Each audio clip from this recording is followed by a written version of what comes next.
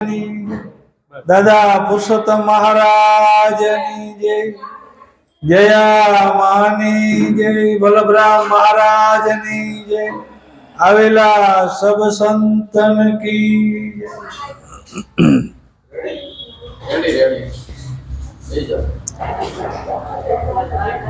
લખીરામ ભવાયા હતા અને ગામો ગામમાં વેશ પહેરી અને ભવાઈ રમે.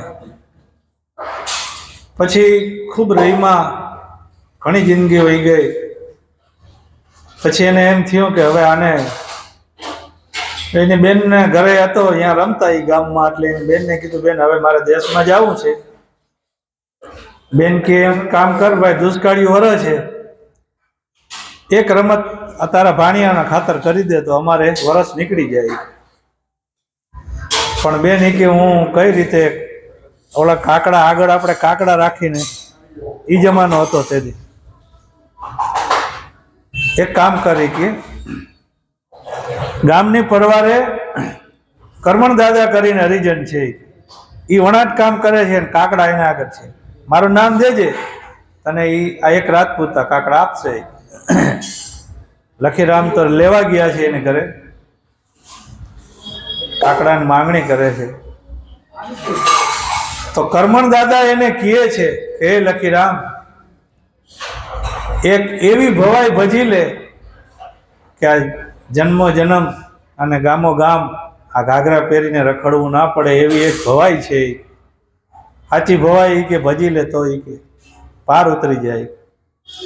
બાપુ એ મને તમે વાત કરો તો ખબર પડે ને, મને તો એ કઈ ખબર છે નહીં. એટલે લખીરામે યોગ્ય સમય જોઈ ને પાત્ર એવું હતું કે જો લખીરામ ભવાઈ તો હતા જ, ગાયક એવો હતો અને એને સ્ત્રી પાત્ર એવું હોપતું અને આખા તરંગણામાં પ્રખ્યાત કે લખીરામનું પેડું આવે એટલે બારગામથી માણસો ખાટલા લઈ લઈને જોવા આવે, આવો પ્રખ્યાત માણસ હતો. અને એને જોઈ કે આ વાત સમજાઈ જાય જો કરમણ દાદા કે તો સોનામ સોગંદ પડી જાય. ત્યાં જ બેહાડી દીધા ને ત્યાં જઈને આ સનાતન ધર્મની આ જે વાત છે ને, ત્યાં એને બોધ આપે છે. બોધ આપે છે એટલે પછી લખીરામ કે હવે હું આ સ્ત્રી પાત્ર તો નહીં પહેરો. અને ગામ આખું ભેરું થઈ ગયું. એના બેન કરગરે હે કે ભાઈ મારી આ રમત અધૂરી છે, એ તું પૂરી કર. અહીં તારી રાહ જોઈને બેઠું ગામ, અને તું ક્યાં વયો ગયો તું? આ વા દાદા આગળ હમવાળું લેવા ગયો કાકડા નો સમજવા બેસી ગયો ને 2-3 કલાક નીકળી ગઈ.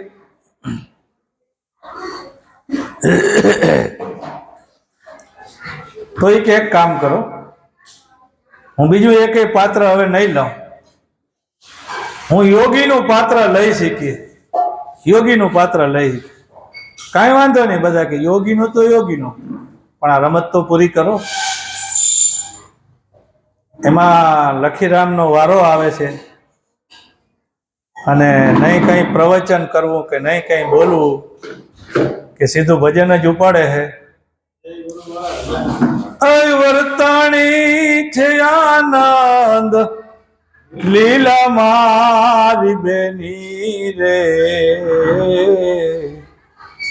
તેની મને ભીતર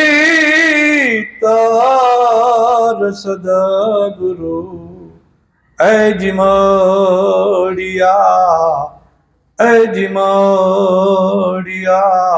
રે. કોટીક ભાણ યુગા દિલ ભીતર અને ભૂમિકા તો સગડી મેં ભાડી. એ સુન મંડળમાં મારો શ્યામ બિરાજે, ત્રિકુટીમાં લાગી હવે મન તાડી રે, બેની મને ભીતર સદગુરુ અજી મળ્યા રે. અજ ઘડી ઘડીના ઘડિયાળા વાગે ને 36 રાગ લીધા મેં ચીની, જળકત મોલ ને ઝરૂખે જાડિયા. જાલરી તો વાગી ઝીણી ઝીણી રે, બેની મને ભીતર સદગુરુ એ જીમોડિયા, એ જીમોડિયા રે. આમાં 52 બજારું ને 84 ચોગઠા, અને વરી કંચન ના તો મોલજો ને કિના. ઈ મોલમાં મારો સતગુરુ બિરાજે, જોડકાર જોડી આસન દિનારે, બેની મને ભીતર સદગુરુ એ જીમોડિયા, એ જીમોડિયા રે.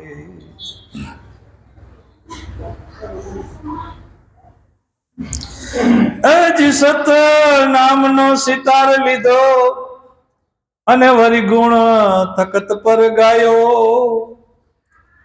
કર્મણ ચરણે લખીરામ બોલ્યા, ગુરુજી એ ગુપ્ત પ્યાલો મન પાયો રે,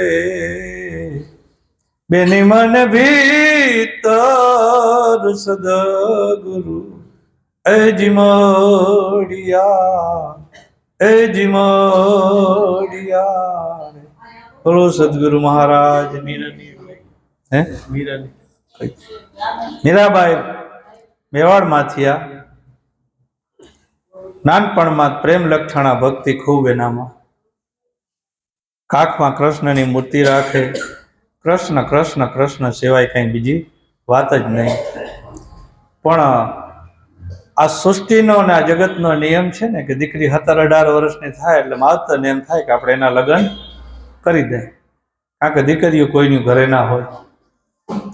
તો એ મેવાડના રાણા હારે એના દીકરીની તો ઈચ્છા નથી, પણ હવે માવતર કહે એટલે તો ક્યાં જ આગળની દીકરીઓ માવતરના કયામાં હતી. વટાણની વાત નથી થતી, આગળની વાત છે કે માવતર કહે એમ કરવું પડે. માવતર કેમ કે ત્યાં જઈને મરી જાય તો ત્યાં જઈને મરી જાય. આગળ મા બાપના કયામાં દીકરા દીકરીઓ બધા હતા, એ સમયની આ વાત છે.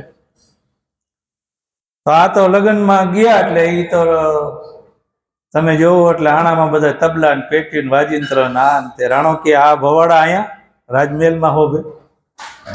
એ બધી વાત સાચી રાણા, આ તો મારો ખોરાક છે, આના વગર હું જીવી ના શકું. પછી એને વાંધો પડે છે બે માણાને, ખૂબ રાણો એને દુઃખ દે છે, આ બાબતમાં હેરાનગતિ કરે છે, એને માવતરને તેડાવે છે. માવતરે ખૂબ સમજાવે છે પણ દીકરી સમજતી નથી. એને ભક્તિ ભક્તિ ને ભક્તિ, કૃષ્ણ કૃષ્ણ, બીજી વાત જ નહીં. એને એની શુદ્ધ પ્રેમ અને એવી નિખાલસ એની ભક્તિ હતી કે એના હૃદયમાં કોઈ કૂડ કપટ હતું નહીં. કૃષ્ણ કૃષ્ણ સિવાય પ્રેમ લક્ષણા ભક્તિ એટલી બધી એની વાત ના પૂછો. રાણાએ એનો ત્યાગ કરી દીધો, માવતરે એનો ત્યાગ કરી દીધો. પછી સાધુ સંતો આવા આશ્રમો હોય અહીંયા બચાડી એકલી હવની હારે ભજન કરે, અને એક હાથમાં રામસાગર, એક હાથમાં કૃષ્ણની મૂર્તિ. પણ જે આનંદ પ્રાપ્ત થવાનો હતો એ ના થયો. કૃષ્ણની પ્રેમ લક્ષણા ભક્તિમાં કઈ ઘટે નહીં. 24 કલાક મોઢે કૃષ્ણનું નામ, એક પલે ભૂલાય નહીં કૃષ્ણ એનાથી. પણ જે આનંદ છે, આનંદ અંદરથી પ્રગટ થાય છે. ઈશ્વરની જ્યારે ઝાંખી થાય છે ને, ગુરુ મહારાજ જ્યારે શિષ્યને બોધ આપે છે ને શિષ્ય એ બોધનો પૂરેપૂરો જ્યારે સ્વીકાર કરે છે અને એની વાત દ્રષ્ટિમાં જો એને આવી જાય છે, પારખ દ્રષ્ટિમાં જો, તો એટલો બધો એમાંથી આનંદ પ્રગટ થાય છે ને કે પાનબાઈએ ગંગા સતીએ ભજનમાં કીધું કે 8 પોર આનંદ. એને 8 પોર પછી આનંદ જ હોય, આનંદ સ્વરૂપ પ્રગટ થઈ જાય છે. એના બધું જગત આખું ભૂલાઈ જાય છે. એ વસ્તુ મીરાને પ્રાપ્ત ન થાય એટલે મીરાને બહુ એ વાતનો અફસોસ થયો કે મેં મા બાપ છોડ્યા, હારું છોડ્યું, જગત છોડી દીધું, હગાવાલા છોડી દીધા, ગામ છોડી દીધું, પણ મને જે આનંદ પ્રાપ્ત થવાનો હતો એ મને આનંદ મળતો. પોતાની ખબર પડે બધી કે નિજાનંદ નિજ કહેતા પોતે પોતાનો આનંદ પોતામાંથી પ્રગટ થવો જોઈએ, એ થતો નથી. તો એનું શું કારણ છે? એટલે કંટાળી ગઈ, કાશીના ઘાટ ઉપર જઈને સંઘ તૈયાર કરે છે અને એમ કે દ્વારકા જઈ અને ગંગાજીમાં આ દેહને હવે હોમી દેવો છે. આ છેલ્લી જાત્રા દ્વારકાની. અત્યારે સંઘ તૈયાર થાય છે. એમાં એક દુબળું પાતળું શરીર, પોતળી વારેલી, અને વચમાં આવીને પૂછે છે કે ભાઈ આ શેની ભીડ છે? તો એમ કહેવામાં આવ્યું છે કે મીરા ભક્તિમાં નાસી પાસ થાય છે હાવ, અને એને ભગવાનની પ્રાપ્તિ થતી નથી, અને એને જોઈએ એવું સુખ મળતું નથી. જે પોતાનું સુખ જોઈ છે એ એને મળતું નથી. તો એ ગંગાજીમાં જઈ અને પોતાનો દેહ હોમવા તૈયાર થઈ છે. કોણ? મીરા. એક જણાએ ચીંધું કે સફેદ હાડી પહેરી છે, એક હાથમાં રામસાગર છે અને કાખમાં કૃષ્ણની મૂર્તિ છે, અને કૃષ્ણનું સ્મરણ કરી રહી છે. એ મીરા છે.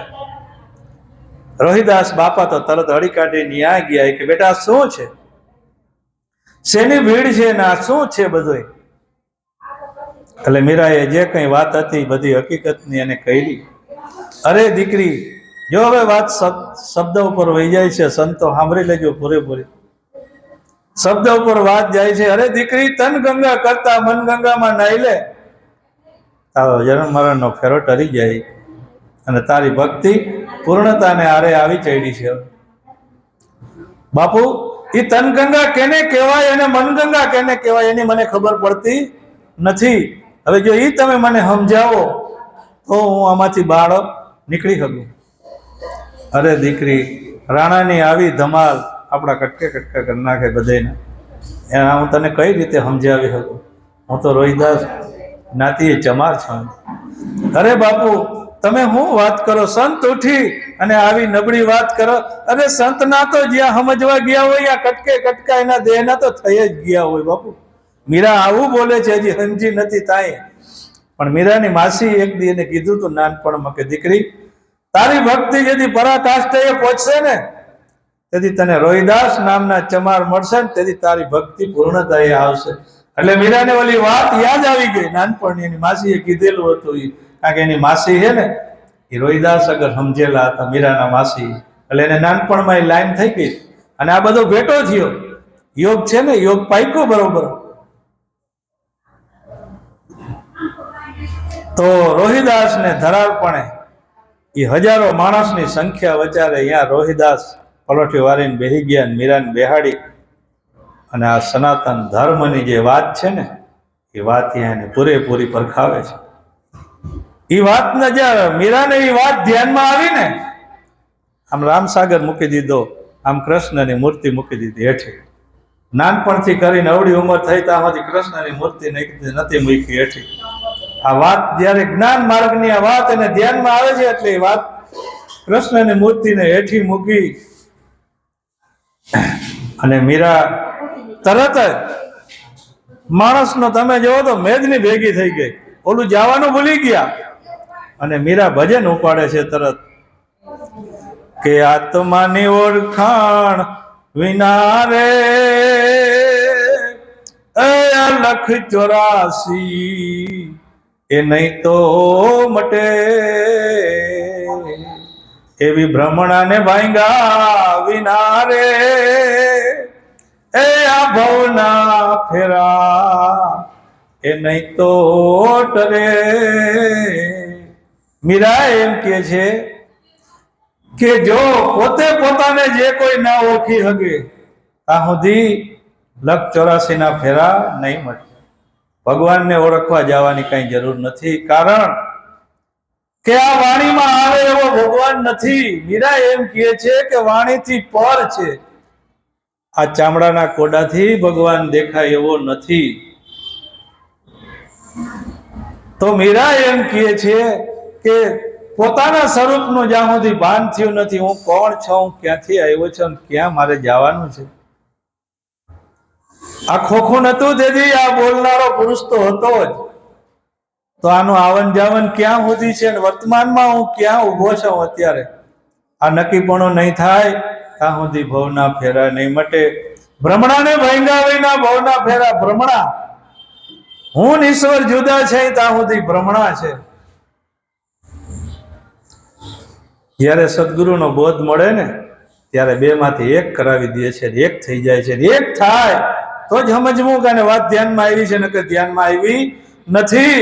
પછી બીજો રહેતો અહીંયા નથી. એવા કોયલ ને કાગરે એ રંગે રૂપે એક છે જે તો રે એ બોલી રે થકી વરતાય રે એ ભવના ફેરા એ નહીં તો મટે હો. કોયલ બોલતી હોય તો કેવું મીઠું લાગે, સારું સારું લાગે. કાગડો અહીંયા આવીને બોલતો હોય, નરિયા માથે આવીને બોલે બાજુ પાણાને ઘા કરીને ઉડાડી. રંગે રૂપે બે એક જ છે, પણ એ કીધું છે આપણે એને, એનું તો દ્રષ્ટાંત ખાલી લીધું છે કોયલનું ને કાગનું. એવા હંસ ને બગલો રે એ રંગે રૂપે એક છે હો. જે તો ના રે એ ચારા રે થકી વરતાય રે એ ભવના ફેરા એ નહીં તો ટરે. હંસ, આ હંસ ગતિ છે. એ બોલે એટલે મીઠું લાગે, એના મોઢામાંથી અમી ઝરતા હોય. અને કાગ છે એ કાદવ કીચડમાં જઈ અને મોઢું નાખે છે, કોકની નિંદા કરે, આ તે. એ આપણે માણસને કીધું છે. એવા ગુરુના પ્રતાપે રે એ મીરાબાઈ એ બોલિયા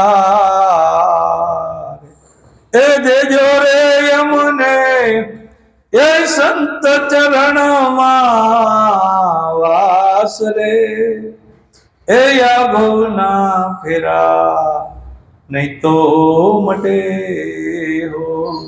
બોલો સદગુરુ મહારાજ. બંધ